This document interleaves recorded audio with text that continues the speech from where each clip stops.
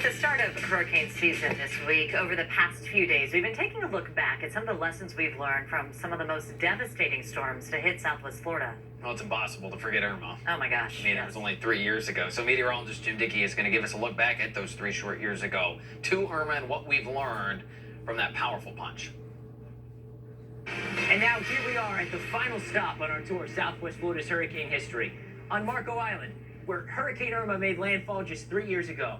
Folks, this is gonna have a big punch, Marco Island. I hope you're listening. The sounds of the powerful winds and damaging flooding. If you do not have power, and many of you don't, we're looking at aerial video from a drone of the Naples area. Irma's wounds are still fresh from that awful day back in 2017, but I want to focus on the lesson we need to take from Irma. That lesson, as bad as Irma was, it could have been far worse. Irma has been weakening, so let's take a deep dive as to why. On the Friday before landfall, Irma was pulling into the Florida Straits as a terrifying Category 5 hurricane. If it were able to stay over the warm waters of the Straits and avoid Cuba, Irma would have moved into Southwest Florida at or close to Category 5 intensity, which would have easily made Irma the worst storm on record for the area.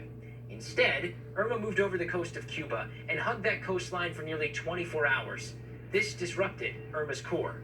And even as it did regain strength, as it moved away from Cuba on its final approach to Southwest Florida, it never regained its peak intensity, making landfall instead as a Category 3 hurricane. But the biggest threat leading up to Irma was the threat of storm surge. Hundreds of thousands of you in Southwest Florida evacuated your homes to escape this threat of rising water up out of the Gulf of Mexico and coming on shore. You remember the worst case scenario maps showing 10 to 15 feet of water in spots like Cape Coral, Fort Myers Beach, and downtown Naples.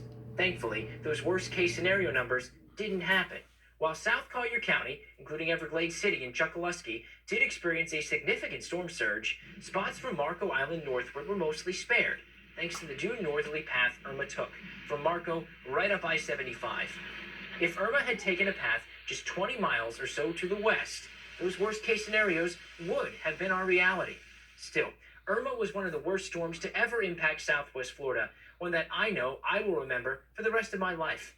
But thanks to a few lucky breaks, Irma did not end up being that big one that we know will come to Southwest Florida one day. Maybe it will come 20 years from now, maybe 100 years from now, or maybe it'll be this year. That is why it's important to be prepared. From Donna to Irma to Charlie, our hurricane history tells us that this devastating part of Mother Nature is a part of life here in Southwest Florida.